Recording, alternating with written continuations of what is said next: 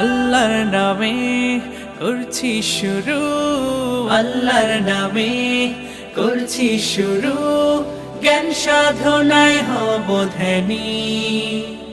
জানবো কোরআন হাদিস আমি, জানবো কোরআন হাদিস আমি, ইনশাআল্লাহ ইনশাআল্লাহ ইনশাআল্লাহ ইনশাআল্লাহ হব আমি, হব আলো। আসসালামু আলাইকুম ওয়া রাহমাতুল্লাহি ওয়া বারাকাতুহু।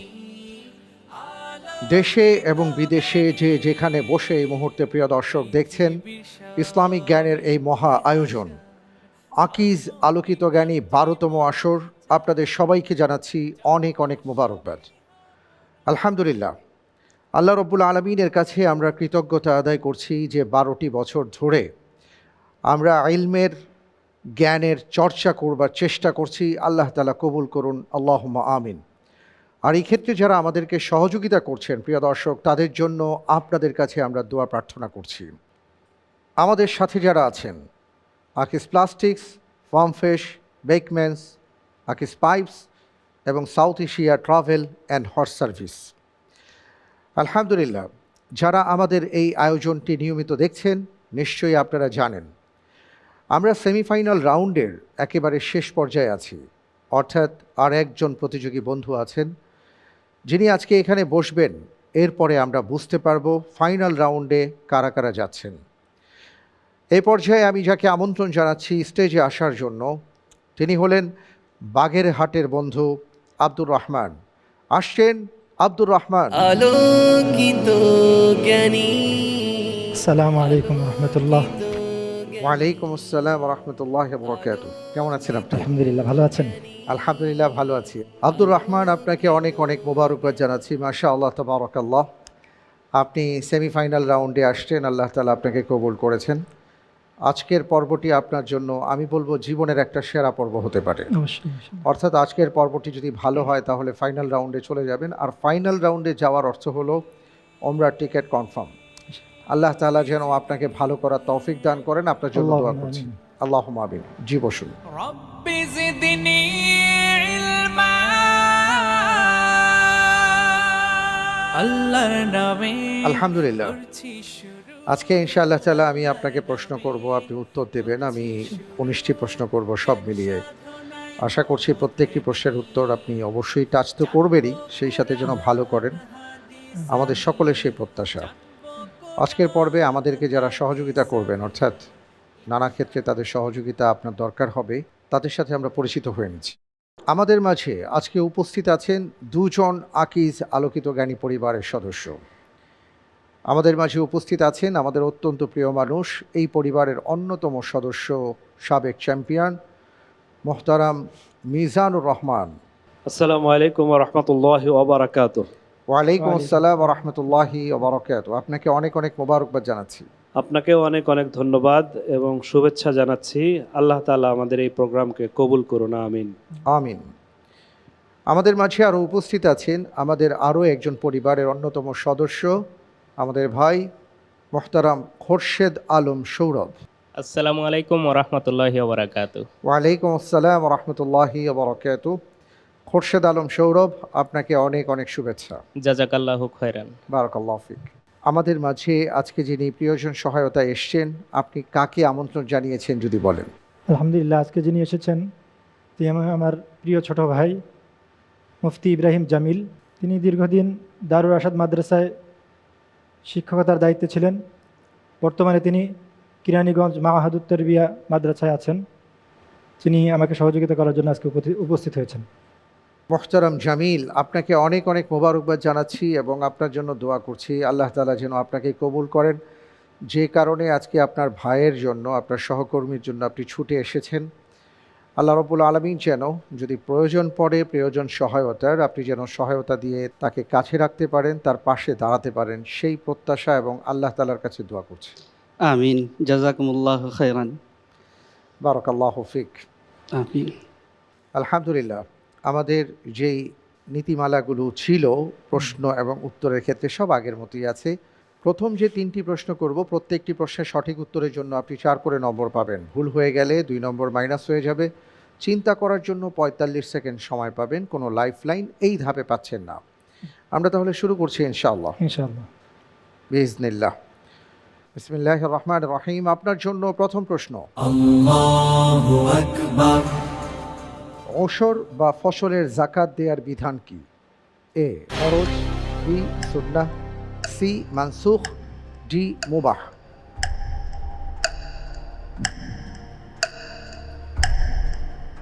জি, আলহামদুলিল্লাহ, এই প্রশ্নের উত্তর হিসেবে আমি বেছে নিচ্ছি অপশন এ, ফরজ। অপশন এ ফরজ, ফ্রিজ করে দিব। জি, ইনশাআল্লাহ। ফ্রিজ করা হোক অপশন এ ফরজ। আপনি বলছেন ওশর বা ফসলের জাকাত দেওয়ার বিধান হলো ফরজ। আপনি যে উত্তরটি দিয়েছেন আপনার উত্তরটি সঠিক উত্তর। আলহামদুলিল্লাহ। এই বিষয়টি আমরা অনেকেই জানি না যে ওশর বলে একটা বিষয় আছে বা ফসলের একটা জাকাত আছে। আমরা অর্থের জাকাত সম্পর্কে জানি, আমরা স্বর্ণরূপার জাকাত সম্পর্কেও জানি, পশুর জাকাত সম্পর্কে জানি, কিন্তু ক্ষেত খামার বা ফসলের জাকাত আছে এটা আমরা অনেকে জানি না।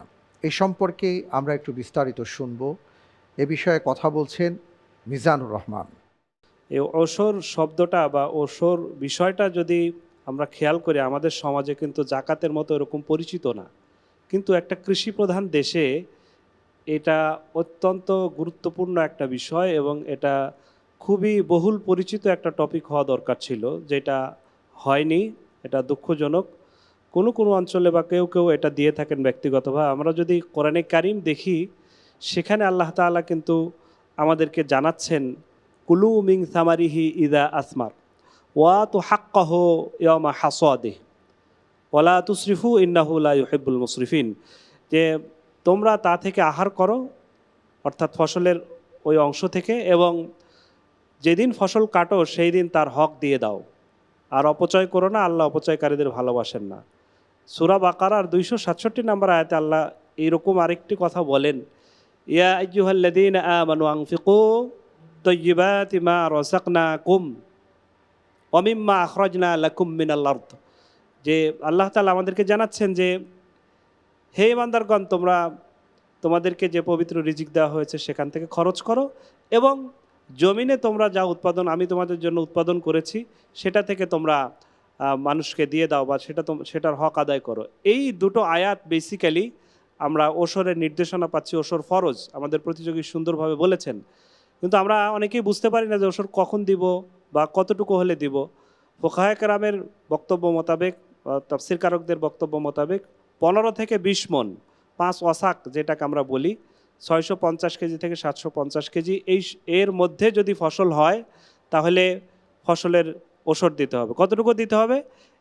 একটা হলো যদি ন্যাচারাল ইরিগেশনের মাধ্যমে ফসল উৎপাদিত হয় সেক্ষেত্রে ওশর দিতে হবে 10 ভাগের 1 ভাগ। কৃত্রিম সেচের মাধ্যমে, মানে বৃষ্টির পানি ছাড়া অন্যান্য প্রাকৃতিক যে ইয়েটা এর মাধ্যমে দিতে হয়, তা উৎপাদিত হয়, তাহলে সেক্ষেত্রে আমরা ওশর দিব 20 ভাগের 1 ভাগ, মানে শতকরা 5 কেজি যেটা আমরা পাই।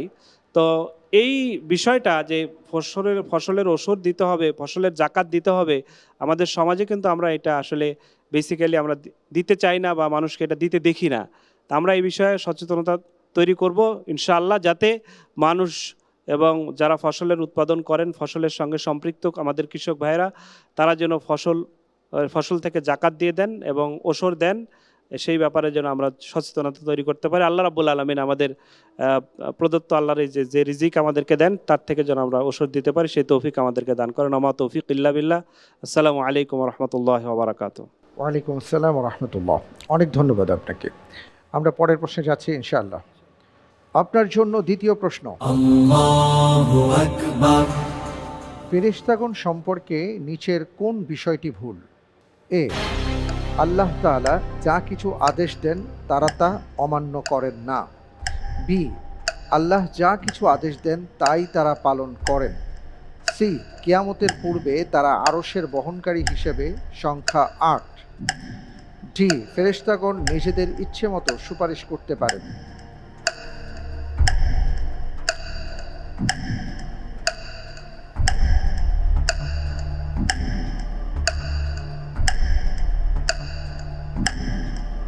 আলহামদুলিল্লাহ, এই প্রশ্নের উত্তর হিসেবে আমি বেছে নিচ্ছি অপশন ডি।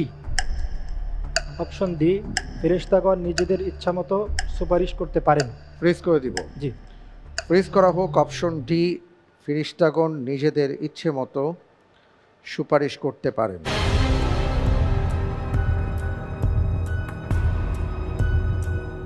আপনি যে উত্তরটি দিয়েছেন আপনার উত্তরটি সঠিক উত্তর। আলহামদুলিল্লাহ। জি, আল্লাহ সুবহানাহু ওয়া তাআলা বলেছেন ওয়াহমিলু আরশা রাব্বিকা ফাওকাহুম ইয়াওমা ইযিন সামানিয়া, সূরা হাক্কর আয়াত নম্বর 17, যে কিয়ামতের পূর্বে আল্লাহ রাব্বুল আলামিনের আরশ বহন করবেন 8 জন ফেরেশতা। আলহামদুলিল্লাহ, আমরা এবার পরের প্রশ্নে যাব ইনশাআল্লাহ। ইনশাআল্লাহ। আপনার জন্য তৃতীয় প্রশ্ন। 2025 সালে মধ্যপ্রাচ্যের কোন দেশ তাদের সকল বেসরকারি স্কুলে আরবি ভাষা শিক্ষা বাধ্যতামূলক করার জন্য নতুন ফেডারেল আইন জারি করেছে? এ সৌদি আরব, বি কাতার, সি সংযুক্ত আরব আমিরাত, ডি কুয়েত। আলহামদুলিল্লাহ, এই প্রশ্নের উত্তর হিসেবে আমি বেছে নিচ্ছি অপশন সি, সংযুক্ত আরব আমিরাত। ফ্রিজ করে দিব। ইনশাআল্লাহ। ফ্রিজ করা হোক অপশন সি, সংযুক্ত আরব আমিরাত। আপনি যে উত্তরটি দিয়েছেন আপনার উত্তরটি সঠিক উত্তর। আলহামদুলিল্লাহ। আলহামদুলিল্লাহ। জি, গত 29শে ডিসেম্বর 2025 তারিখে সংযুক্ত আরব আমিরাত সরকার একটি ফেডারেল ডিক্রি জারি করে, যে আইন অনুযায়ী দেশটির সকল সরকারি ও বেসরকারি স্কুলে জাতীয় শিক্ষা কারিকুলামের অংশ হিসাবে আরবি ভাষা, ইসলামিক স্টাডিজ এবং সোশ্যাল স্টাডিজ পড়ানো বাধ্যতামূলক। মাশাআল্লাহ, আমরা প্রথম ধাপ শেষ করলাম, এবার দ্বিতীয় ধাপে আসছি। প্রত্যেকটি প্রশ্নের সঠিক উত্তরের জন্য আপনি 7 করে নম্বর পাবেন, ভুল হয়ে গেলে 3.5 নম্বর মাইনাস হয়ে যাবে। দুটো লাইফলাইন আপনার জন্য ওপেন করা হয়েছে, 50-50 চান্স এবং প্রিয়জন সহায়তা। লাইফলাইন নিয়ে সঠিকভাবে উত্তর দিতে পারলে আপনি পাচ্ছেন 5 করে নম্বর। চিন্তা করার জন্য 1 মিনিট সময় পাবেন। যাচ্ছে ইনশাআল্লাহ। ইনশাআল্লাহ। জি, আপনার জন্য এবারের প্রশ্ন। পবিত্র কোরআনুল হাকিমের বর্ণনা অনুযায়ী কোন নবী ও তার স্ত্রী পরস্পর সৎকর্মে প্রতিযোগিতা করতেন? এ জাকারিয়া আলাইহিস সালাম, বি সুলাইমান আলাইহিস সালাম, সি ইয়াহইয়া আলাইহিস সালাম, ডি আলিয়াসা আলাইহিস সালাম।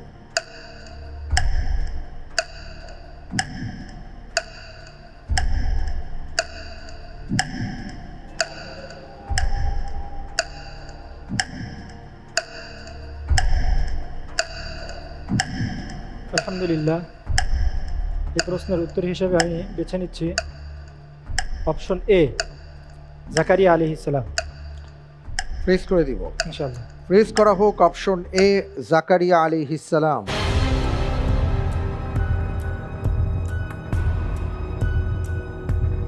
আপনি বলছেন যে জাকারিয়া আলাইহিস সালাম এবং তার স্ত্রী পরস্পর সৎকর্মে প্রতিযোগিতা করতেন। জি। আপনি যে উত্তরটি দিয়েছেন আপনার উত্তরটি সঠিক উত্তর। আলহামদুলিল্লাহ। আলহামদুলিল্লাহ, কি অসাধারণ কথা। ওয়া জাকারিয়া ইয নাদা রাব্বাহু রাব্বি লা তাযারনি ফারদা ওয়া আনতা খায়রুল ওয়ারিসিন। জাকারিয়া আলাইহিস সালাতু ওয়াস সালাম যখন তার পরিবারে কোনো সন্তান নেই, তিনি আল্লাহ রাব্বুল আলামিনের কাছে দোয়া করেছিলেন যে হে আল্লাহ, আপনি আমাকে উত্তম উত্তরাধিকার দান করেন। এরপরে আল্লাহ তাআলা তার দোয়াকে কবুল করলেন। ফাসতাজাবনা লাহু ওয়া ওয়াহাবনা লাহু ইয়াহইয়া, আমি তাকে ইয়াহইয়া দান করলাম এবং নামটিও আল্লাহ সুবহানাহু ওয়া তাআলা নির্ধারণ করে দিয়েছিলেন। ওয়া আসলাহনা লাহু যাওজা, এবং আল্লাহ সুবহানাহু ওয়া তাআলা আরও বললেন যে আমি তার জন্য তার স্ত্রীকে উপযোগী করলাম। এরপর বলা হয়েছে ইন্নাহুম কানু ইউসারিউনা ফিল খায়রাত, যে তারা উভয়ে ভালো কাজে একে অপরকে সহযোগিতা করতেন। আলহামদুলিল্লাহ, খুব সুন্দরভাবে আপনি এগিয়ে যাচ্ছেন। মাশাআল্লাহ, তাবারাকাল্লাহ। আমরা পরের প্রশ্নে যাচ্ছি ইনশাআল্লাহ। আপনার জন্য পরের প্রশ্ন। কোন সাহাবী একাই 1000 অশ্বারোহীর সমান সাহসী বলে ইতিহাসে প্রসিদ্ধ ছিলেন? এ হামজা ইবনে আব্দুল মুত্তালিব, বি খালিদ ইবনে ওয়ালিদ, সি আমর ইবনুল আস, ডি তুলাইহা ইবনে খুয়াইলিদ রাদিয়াল্লাহু আনহুম।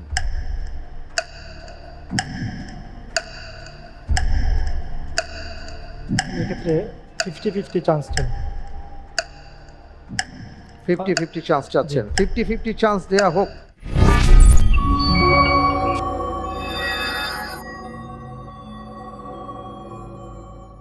জি, অপশন বি খালিদ ইবনে ওয়ালিদ, অপশন ডি তুলাইহা ইবনে খুয়াইলিদ।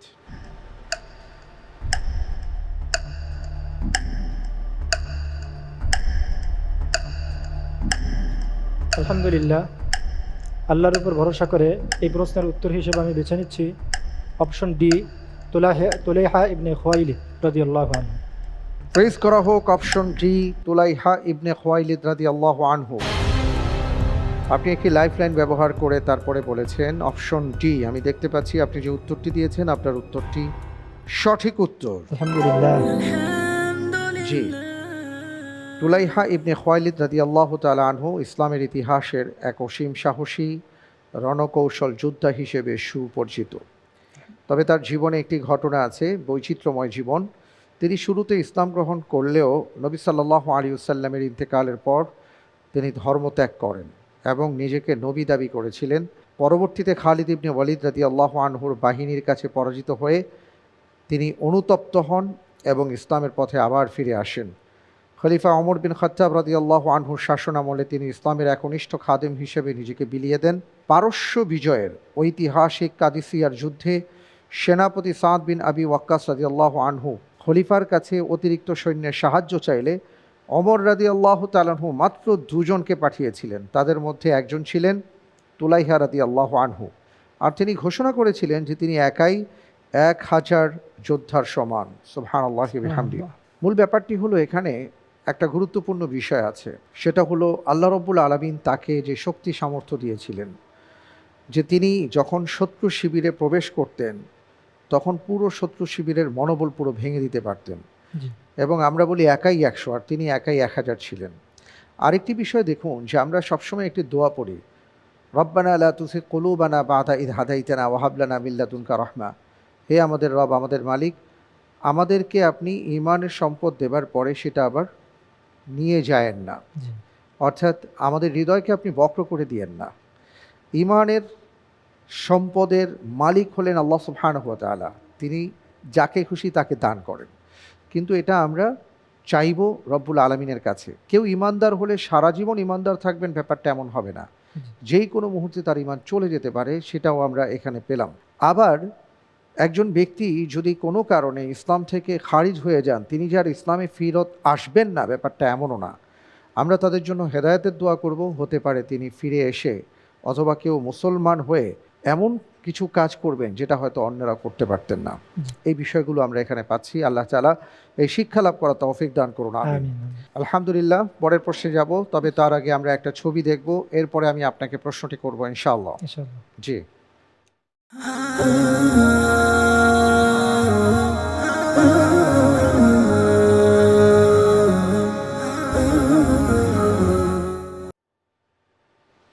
আমরা একজন প্রখ্যাত শায়খের ছবি দেখেছি, এবার প্রশ্নে যাচ্ছি।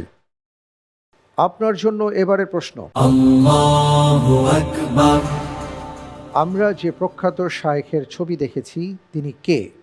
এ শায়েখ আব্দুর রাজ্জাক আল বদর, বি শায়েখ আব্দুল মুহসিন আল আব্বাদ, সি শায়েখ সালেহ আল উসাইমিন, ডি শায়েখ আব্দুল করিম আল খুদাইর।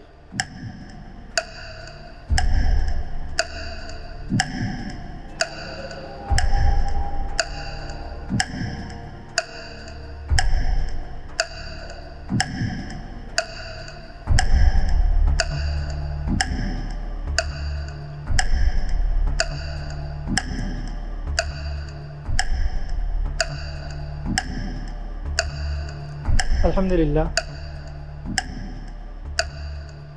এই প্রশ্নের অপশন হিসেবে আল্লাহর উপর ভরসা করে আমি বেছে নিচ্ছি অপশন বি, শায়েখ অপশন আব্দুল বি, মুহসিন আল ফ্রিজ করা আব্বাদ। হোক অপশন বি, শায়েখ আব্দুল মুহসিন আল আব্বাদ। আপনি কি শায়েখের ছবি দেখে তাকে চিনে বি অপশনকে চুজ করতে বলেছেন, নাকি আপনি আসলে ছবিটা নজর ভাবনা থেকে তারপরে? ভাবনা ছিল। ভাবনা থেকে সম্পূর্ণ। আপনার কাছে তো লাইফ লাইন ছিল, আপনি লাইফ লাইন ইউজ করতে পারতেন। আপনি যে অপশনটি পছন্দ করেছেন অপশন বি শায়েখ আব্দুল মহসিন আল আব্বাদ, আপনার উত্তরটি সঠিক উত্তর। আলহামদুলিল্লাহ। আলহামদুলিল্লাহ, মাশাআল্লাহ। জি, ওনার জন্ম 1934 সালে সৌদি আরবের একজন প্রখ্যাত প্রবীণ আলিম, মুহাদ্দিস এবং মদিনা ইসলামী বিশ্ববিদ্যালয়ের সাবেক ভাইস চ্যান্সেলর। তিনি মদিনার মসজিদে নববীর একজন দীর্ঘকালীন শিক্ষক, যেখানে তিনি কুতুবে সিত্তা সহ হাদিসের গুরুত্বপূর্ণ কিতাবসমূহের পাঠদান করেছেন। শায়েখ আব্দুল আজিজ বিন বাজ রাহিমাহুল্লাহ এবং শায়েখ মোহাম্মদ বিন ইব্রাহিম আলু শায়েখের মতন মহান মনীষীদের ছাত্র তিনি। এই আলেম হাদিস শাস্ত্রে তাঁর গভীর পাণ্ডিত্যের জন্য বিশ্বজুড়ে পরিচিত, সমাদৃত। বর্তমানে তিনি মদিনার অন্যতম সর্বোচ্চ স্তরের আলেম হিসাবেও সমাদৃত। আল্লাহ তাআলা তার হায়াতে বারাকা দান করুন, আমিন। আল্লাহুম্মা আমিন। পরের প্রশ্নে যাব ইনশাআল্লাহ। ইনশাআল্লাহ। আপনার জন্য পরের প্রশ্ন। রাসূল সাল্লাল্লাহু আলাইহি ওয়াসাল্লাম 1 মাস ব্যাপী কোন 2 গোত্রের বিরুদ্ধে কুনুতে নাজেলা পড়ে বদদুয়া দিয়েছিলেন? এ কুরাইশ ও জুরহুম, বি মুদার ও গাফদান, সি রিল ও জাকওয়ান, ডি বনু নাজির ও বনু কুরাইজা। আলহামদুলিল্লাহ, এই প্রশ্নের উত্তর হিসেবে আমি বেছে নিচ্ছি অপশন সি, রিল ও জাকওয়ান। রিল ও জাকওয়ান। জি। ফ্রিজ করা হোক অপশন সি, রিল ও জাকওয়ান। আপনি যে উত্তরটি দিয়েছেন আপনার উত্তরটি সঠিক উত্তর। আলহামদুলিল্লাহ। আলহামদুলিল্লাহ। জি, নবীজি সাল্লাল্লাহু আলাইহি ওয়াসাল্লাম আমির বিন মালিকের আবেদনের পরিপ্রেক্ষিতে তাদের মধ্যে ইসলামের দাওয়াত এবং তাবলীগের উদ্দেশ্যে একটি প্রতিনিধি দল পাঠান এবং সেখানে 70 জন সর্বোত্তম এবং নির্বাচিত মুসলিম কারি শামিল ছিলেন। এবং এই দল যখন রওনা হয়ে যায় বীরে মাওনা নামক স্থানে আসার পরে তাদেরকে ঘিরে ফেলা হয় এবং উসাইয়া, রিল ও জাকওয়ান গোত্র একত্রিত হয়ে এই কাফেলাকে আক্রমণ করে এবং সেখানে প্রায় সকলেই শাহাদাত বরণ করেন। নবীজি সাল্লাল্লাহু আলাইহি ওয়াসাল্লাম খুবই ব্যথিত হন এবং এই কারণে 1 মাস কুনুতে নাজেলা পড়েন এবং তাদের জন্য বদদুয়া করেন। এরই সাথে আমি দেখতে পাচ্ছি যে আমাদের দ্বিতীয় ধাপ শেষ, আমরা তৃতীয় ধাপে চলে এসেছি। এই ধাপটি আপনার জন্য খুবই গুরুত্বপূর্ণ আব্দুর রহমান ভাই। এই ধাপে প্রত্যেকটি প্রশ্নের সঠিক উত্তরের জন্য আপনি 12 করে নম্বর পাবেন, ভুল হয়ে গেলে 6 নম্বর মাইনাস হয়ে যাবে। 2টো লাইফলাইন আপনার জন্য ওপেন করা হয়েছে, ইন্টেলিজেন্ট প্যানেলের সহায়তা এবং লাইফলাইন তাকদির। লাইফলাইন ব্যবহার করে সঠিকভাবে উত্তর দিতে পারলে আপনি 10 করে নম্বর পাবেন। চিন্তা করার জন্য পর্যাপ্ত সময় পাবেন। যাচ্ছে ইনশাআল্লাহ। ইনশাআল্লাহ। ইনশাআল্লাহ। আপনার জন্য এবারের প্রশ্ন। কোন সূরায় উল্লেখ করা হয়েছে যে আল্লাহ রাসূল সাল্লাল্লাহু আলাইহি ওয়াসাল্লামকে কাব্য শেখাননি এবং সেটা তার জন্য শোভনীয় নয়? এ সূরাতুল কমর, বি সূরা ইয়াসিন, সি সূরা আল আনফাল, ডি সূরাতুল মুরসালাত। আলহামদুলিল্লাহ, এই প্রশ্নের উত্তর হিসেবে আমি বেছে নিচ্ছি অপশন বি, সূরা ইয়াসিন। সূরা ইয়াসিন। জি। ফ্রিজ করে দিব। জি ইনশাআল্লাহ।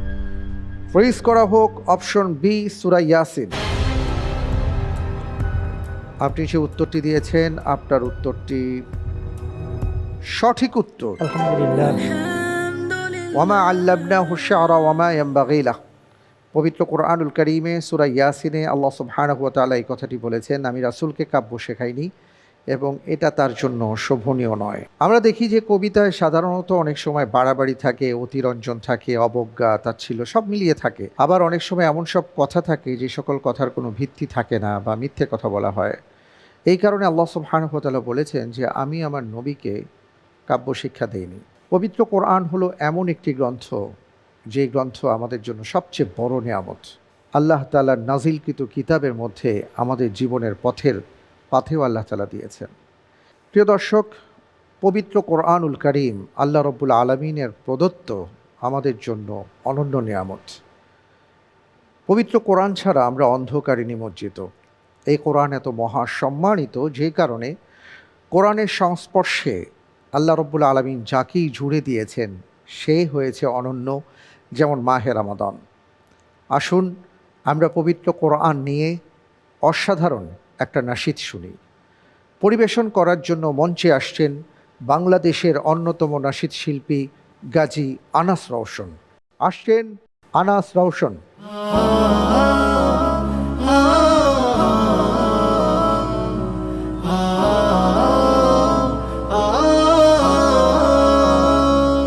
তুমি না এলে এই পৃথিবীতে থাকতো না আলোর চিন, তুমি না এলে আধারে ঢেকে যেত আলোর দিন, তুমি না এলে মানবতা হয়ে যেত জরাজীর্ণ, তুমি না এলে জীবন হতো কত না সংকীর্ণ।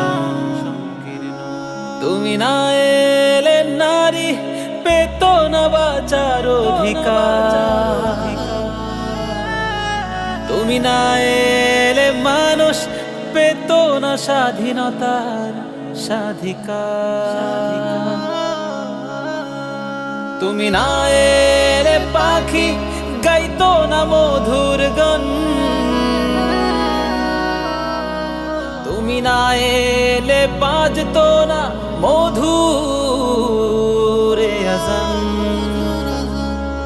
আমি কোরআনের কথা বলছি, আমি হেদায়াতের কথা বলছি, আমি জাবালে ফারান হতে উত্থিত আলোর কথা বলছি। স্বাগতম সুস্বাগতম মহাগ্রন্থ আল কোরআন, ধন্যবাদ জানাই মহাগ্রন্থের মালিক মহিয়ান।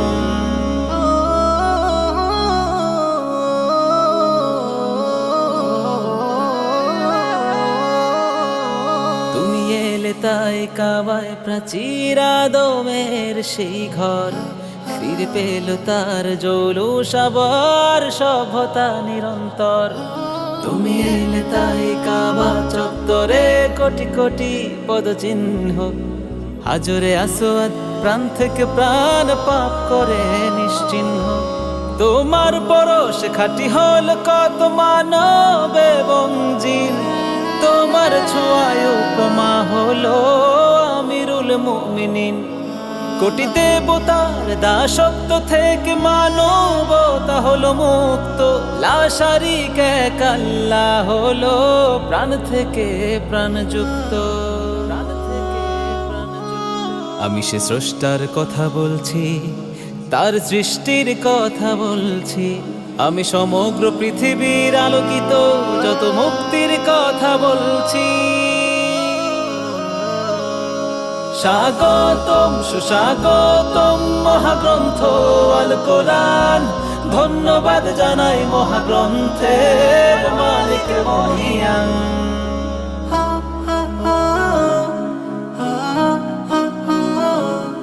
তোমার ছোঁয়ায় মোর বিয়াবানে সভ্যতার উত্থান, তুমি এলে তাই নীল নদা খর স্রোতা বহমান, তুমি এলে তাই বিজ্ঞান পেল জ্ঞানের নতুন মাত্রা, অজ্ঞতা ঢাকা পৃথিবীর হলো জ্ঞানের পথে যাত্রা। রোম পারস্য পদানত করে যা যাবর বেদুইন, প্রতিষ্ঠা পেল ধরণীতে এক নতুন আলোর দিন। তুমি এলে তাই দাসত্ববাদ বর্ণ বিভেদ ভুলে, মর্যাদা পেয়ে হাসল পৃথিবী সুবাসিত ফুলে ফুলে। আমি বিজ্ঞানময় জ্ঞানের কথা বলছি, আমি শ্রেষ্ঠ সেই গ্রন্থের কথা বলছি, আমি ধরণীর জ্ঞান সাগরের মূল উৎসের কথা বলছি। স্বাগতম সুস্বাগতম মহাগ্রন্থ আল কোরআন, ধন্যবাদ জানাই মহাগ্রন্থের মালিক মহিয়ান। স্বাগতম সুস্বাগতম মহাগ্রন্থ আল কোরআন, ধন্যবাদ জানাই মহাগ্রন্থের মালিক মহিয়ান। স্বাগতম সুস্বাগতম মহাগ্রন্থ আল কোরআন, ধন্যবাদ জানাই মহাগ্রন্থের মালিক মহিয়ান। স্বাগতম সুস্বাগতম।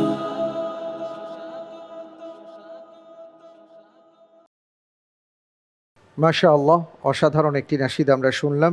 এবার প্রশ্নে যাব। ইনশাল্লাহ। আপনার জন্য পরের প্রশ্ন। উমাইয়া খেলাফতের শাসনকালে উত্তর আফ্রিকা বিজয়ের কেন্দ্রবিন্দু হিসাবে কাইরোয়ান নামক শহরটি কোন সেনাপতির নেতৃত্বে প্রতিষ্ঠিত হয়?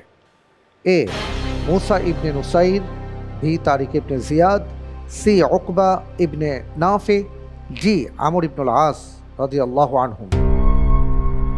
আলহামদুলিল্লাহ, এই প্রশ্নের উত্তর হিসেবে আমি বেছে নিচ্ছি অপশন সি, উকবা ইবনে নাফে। উকবা ইবনে নাফে ফ্রিজ করে দিব। ইনশাআল্লাহ। ফ্রিজ করা হোক অপশন সি, উকবা ইবনে নাফে। আপনি যে উত্তরটি দিয়েছেন আপনার উত্তরটি সঠিক উত্তর। আলহামদুলিল্লাহ। মাশাআল্লাহ, তাবারাকাল্লাহ, খুব চমৎকার। আলহামদুলিল্লাহ, এভাবেই আপনি এগিয়ে যাবেন, আমরা সেই দোয়া করছি। আমিন। আমরা ইনশাআল্লাহ পরের প্রশ্নে যাব, তবে তার আগে আমরা একটা ভিডিও দেখব, এরপরে আমি আপনাকে প্রশ্নটি করব ইনশাআল্লাহ। ইনশাআল্লাহ। হযরতে সালমান ফার্সি রাদিয়াল্লাহু তাআলা আনহু একজন বিশিষ্ট সাহাবী, যিনি ঈমানের সম্পদকে অর্জন করার জন্য তার জীবনকে উৎসর্গ করেছিলেন। তিনি সেই পারস্য থেকে অনেকবার বেচা বিক্রি হয়ে হয়ে একটা সময় তিনি মদিনায় আসেন কেবলমাত্র রাসূল সাল্লাল্লাহু আলাইহি ওয়াসাল্লামের জন্য। তিনি অপেক্ষা করতে থাকেন, কারণ তিনি জেনেছিলেন যে এখানে শেষ নবী আসবেন। এবং ইয়াসরিবে যখন তিনি আসেন, অর্থাৎ পরবর্তীর মদিনা, সেখানে তিনি একজন ইয়াহুদির গোলাম ছিলেন। আল্লাহ রাসূল সাল্লাল্লাহু আলাইহি ওয়াসাল্লাম যখন এলেন, তিনি তার হাতে বায়াত গ্রহণ করলেন, মুসলিম হলেন। একটা পর্যায়ে তিনি নিজেকে আজাদ করবার জন্য রাসূল সাল্লাল্লাহু আলাইহি ওয়াসাল্লামের কাছে আর্জি পেশ করলেন।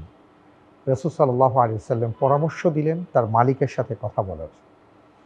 সালমান ফার্সি রাদিয়াল্লাহু তাআলা আনহু যেহেতু একজন বয়োবৃদ্ধ মানুষ, বিজ্ঞ মানুষ, তার মালিক চাচ্ছিল না যে তার কাছ থেকে সে চলে যাক। এই জন্য কঠিন দুটো শর্ত তার মালিক প্রদান করেছিল। একটি শর্ত ছিল যে তোমাকে 600 দিনার দিতে হবে, আর দ্বিতীয় শর্ত হলো তোমাকে খেজুর বৃক্ষ রোপণ করতে হবে এবং সেখান থেকে খেজুর হবে এবং কোনো খেজুর নষ্ট হওয়া চলবে না। যদি সেটা করতে পারো তাহলে আমি তোমাকে আজাদ করে দিব। সালমান ফার্সি রাদিয়াল্লাহু তাআলা আনহু তিনি বুঝলেন এ তো কঠিন শর্ত, এটা তো পূরণ হওয়ার মতো নয়। তিনি রাসূল সাল্লাল্লাহু আলাইহি ওয়াসাল্লামের কাছে এলেন, বললেন, ইয়া রাসূলুল্লাহ, আমাকে আমার মালিক শর্ত দিয়েছে যে আমি 600 দিরহাম তাকে দিব, পাশাপাশি আমি খেজুর রোপণ করব, বৃক্ষ হবে, খেজুর হবে, কিন্তু নষ্ট হলে চলবে না।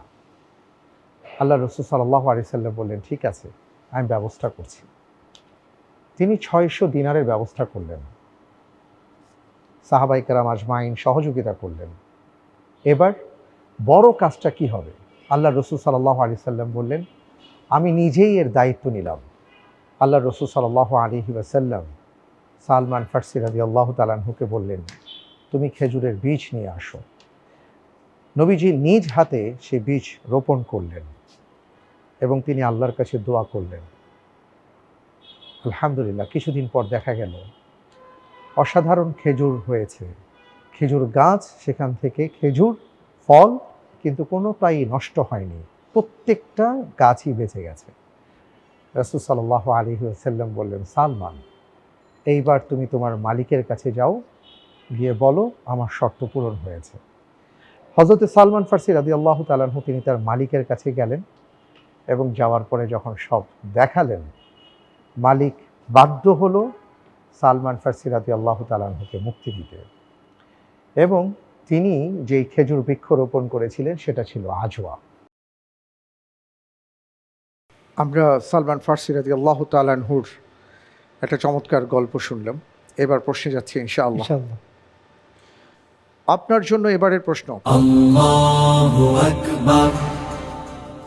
রাসূল সাল্লাল্লাহু আলাইহি ওয়াসাল্লাম কোন সাহাবীর সাথে সালমান ফার্সি রাদিয়াল্লাহু আনহুর ভ্রাতৃত্ব বন্ধন স্থাপন করে দিয়েছিলেন? এ আবু দারদা রাদিয়াল্লাহু আন, বি আবু আইয়ুব আনসারী রাদিয়াল্লাহু আন, সি সাদ বিন মুআজ রাদিয়াল্লাহু আন, ডি উবাই বিন কাব রাদিয়াল্লাহু আন। আলহামদুলিল্লাহ, এই প্রশ্নের উত্তর হিসেবে আমি বেছে নিচ্ছি অপশন এ, হযরত আবু দারদা রাদিয়াল্লাহু আনহু। অপশন এ, আবু দারদা রাদিয়াল্লাহু আনহু। ফ্রিজ করে দিব? ইনশাআল্লাহ। ফ্রিজ করা হোক অপশন এ, আবু দারদা রাদিয়াল্লাহু তাআলা আনহু। আপনি যে উত্তরটি দিয়েছেন, সালমান ফার্সি রাদিয়াল্লাহু আনহুর সাথে ভাতৃবন্ধন স্থাপন করা হয়েছিল আবু দারদা রাদিয়াল্লাহু তাআলা আনহুর সাথে। আপনার উত্তরটি সঠিক উত্তর। আলহামদুলিল্লাহ। মাশাআল্লাহ, তাবারাকাল্লাহ, আলহামদুলিল্লাহ। চমৎকার। আল্লাহ রাব্বুল আলামিনের কাছে দোয়া করি এইভাবে যেন আপনি এগিয়ে যেতে পারেন, ভালো করতে আমিন, পারেন। আমিন। আমিন। আমি পরের প্রশ্নে যাব ইনশাআল্লাহ। ইনশাআল্লাহ। ইনশাআল্লাহ। আপনার জন্য পরের প্রশ্ন। কাজী শুরাই কোন খলিফা ও তার সন্তানের সাক্ষ্য অগ্রহণযোগ্য বলে বিপক্ষে রায় দিয়েছিলেন, যার ইনসাফ দেখে বিবাদী ইহুদি ইসলাম গ্রহণ করেন? এ, আবু বকর সিদ্দিক এবং আবদুল্লাহ ইবনে আবু বকর। বি, ওমর ইবনুল খাত্তাব এবং আবদুল্লাহ ইবনে ওমর। সি, ওসমান ইবনে আফফান এবং আবান বিন ওসমান। ডি, আলী ইবনে আবি তালিব এবং হাসান ইবনে আলী রাদিয়াল্লাহু আনহুম।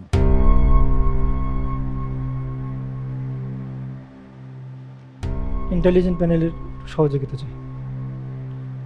ইন্টেলিজেন্ট প্যানেলের সহায়তা দেয়া হোক।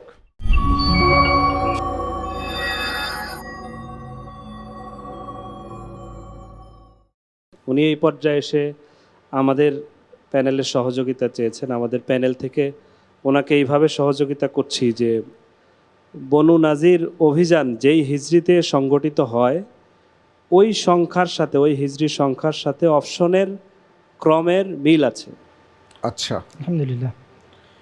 অনেক অনেক ধন্যবাদ আপনাকে। জি, জি আলহামদুলিল্লাহ। এই প্রশ্নের উত্তর হিসেবে আমি বেছে নিচ্ছি অপশন ডি, হযরত আলী ইবনে আবি তালিব রাদিয়াল্লাহু আনহু এবং হাসান ইবনে আলী রাদিয়াল্লাহু আনহু। অপশন ডি ফ্রিজ করে দিব। জি ইনশাআল্লাহ। ফ্রিজ করা হোক অপশন ডি, আলী ইবনে আবি তালিব এবং হাসান ইবনে আলী রাদিয়াল্লাহু আনহুম।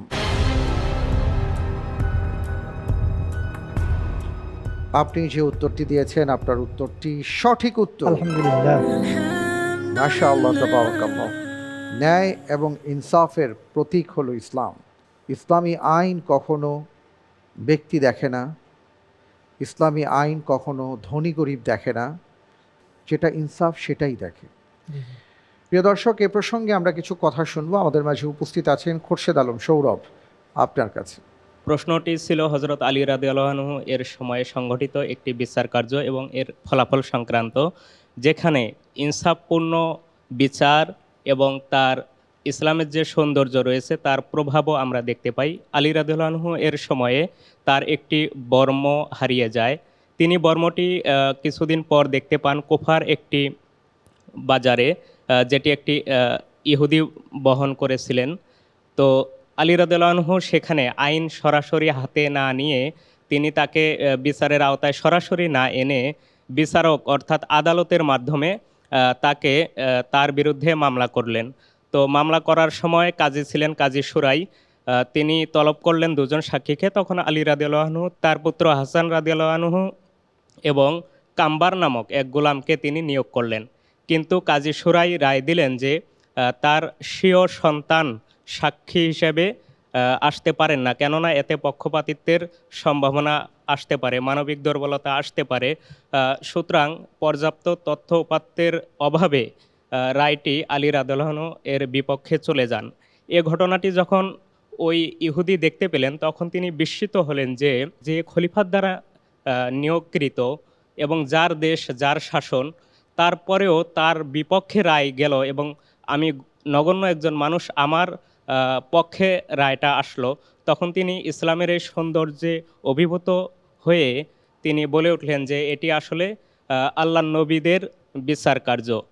আসলেই বর্মটি হচ্ছে আলী রাদিয়াল্লাহু আনহুর এবং তিনি ইসলাম গ্রহণ করলেন। অনেক অনেক ধন্যবাদ আপনাকে, বারাকাল্লাহু ফিক। আমরা জানলাম আপনার কাছ থেকে খুব চমৎকার একটি ঘটনা। এবার আমরা সামনে এগুবো। আমি দেখতে পাচ্ছি যে আমার হাতে থাকা তৃতীয় ধাপের প্রশ্নগুলো শেষ হয়ে গেছে। এবার কেবল ঝটপট রাউন্ডের 8টি প্রশ্ন আমি আপনাকে করব। প্রত্যেকটি প্রশ্নের সঠিক উত্তরের জন্য 1.5 করে নম্বর পাবেন। ভুল হয়ে গেলে কোনো নম্বর কাটা যাবে না। চিন্তা করার জন্য 3 সেকেন্ড সময় পাবেন। আপনার জন্য ঝটপট প্রশ্ন। মৃত্যুর আগ পর্যন্ত ইবাদত করার নির্দেশের মাধ্যমে কোন সূরাটি শেষ হয়েছে? সূরা হিজর। সঠিক উত্তর সূরা হিজর। 1492 খ্রিস্টাব্দে স্পেনের মুসলিমদের সর্বশেষ যে দুর্গটির পতন ঘটে তার নাম কি? গ্রানাডা। কোন নবী অর্ধেক রাত্রি ঘুমিয়ে অর্ধেক রাত্রি সালাত আদায় করতেন? হযরত দাউদ আলাইহিস সালাম। সঠিক উত্তর। যুশ-শাহাদাতাইন বা দুই সাক্ষ্যের অধিকারী উপাধিটি কোন সাহাবীর? হুযাইমা ইবনে সাবিত। কিয়ামতের দিন হাউজে কাউসারের পানপাত্রের সংখ্যা কত হবে? আকাশের তারকার সমান। সঠিক উত্তর। 7 বার বাইতুল্লাহ তাওয়াফের প্রতিদান কি? এটা গোলাম আজাদ করা। সঠিক উত্তর। রাসূল সাল্লাল্লাহু আলাইহি সাল্লাম ও আবু বকর রাদিয়াল্লাহু আনহুর সাথে হিজরতকালে কোন সাহাবী ছিলেন? ফুহাইরা। আমির ইবনে ফুহাইরা। সঠিক উত্তর। কোরআনুল কারীমের বর্ণনা অনুযায়ী বদর যুদ্ধে উপত্যকার দূরে কারা ছিল? মুসলমানরা। কাফিররা। আমি আপনাকে 8টি প্রশ্ন করেছিলাম, তার মধ্যে আপনি 5টি প্রশ্নের সঠিক উত্তর দিতে পেরেছেন এই রাউন্ডে। আলহামদুলিল্লাহ, এরই সাথে শেষ হয়ে গেল আমার হাতে থাকা প্রশ্নগুলো এবং আমরা আপনার মাধ্যমে উত্তরগুলো জানলাম বিতৌফিকিল্লাহ। আল্লাহ রব্বুল আলামিনের কাছে দোয়া করব এটাই, যেই সকল সম্পর্কে আজকে আমরা জ্ঞান লাভ করেছি আমরা যেন এই বিষয়গুলোকে অনুধাবন করতে পারি এবং সেই সাথে আমাদের জীবনে বাস্তবায়ন ঘটাতে পারি। রব্বুল আলামিন আমাদের সবাইকে সেই তৌফিক দান করুন, আল্লাহুম্মা আমিন। আজকের পর্বে আপনি কত নম্বর পেয়েছেন সেটা আমি বলবো, তার আগে সম্মানিত দর্শকবৃন্দের সাথে কথা বলবো এবং জ্যাকপট প্রশ্নটি বলে আসছি। আলহামদুলিল্লাহ, প্রিয় দর্শক, ভাই আব্দুর রহমান আজকে চমৎকার করেছেন। সবগুলো প্রশ্নের উত্তরে তিনি টাচ করার চেষ্টা করেছেন। আল্লাহ তাআলা তার ইলমের মাঝে বারাকাত দান করুন, আমিন। আমরা অনুষ্ঠানের শেষ পর্যায়ে চলে এসেছি। আপনাদের জন্য আমাদের আজকের পর্বের জ্যাকপট প্রশ্ন। ঈমানের সাথে সওয়াবের নিয়তে কেউ যদি মাহে রমজানের বিশেষ একটি রাতে ইবাদত করেন তাহলে আল্লাহ সুবহানাহু ওয়া তাআলা তার সমস্ত গুনাহ খাতা মাফ করে দেবেন বলে হাদিসে এসছে। প্রশ্ন হলো সেটা কোন রাত? উত্তর জানা থাকলে আমাদের আলোকিত জ্ঞানীর ফ্যান পেজে প্রবেশ করে গুগল ফর্মের লিঙ্কটি ওপেন করুন, সঠিক উত্তর সাবমিট করে দিন রাত 12টার মধ্যে।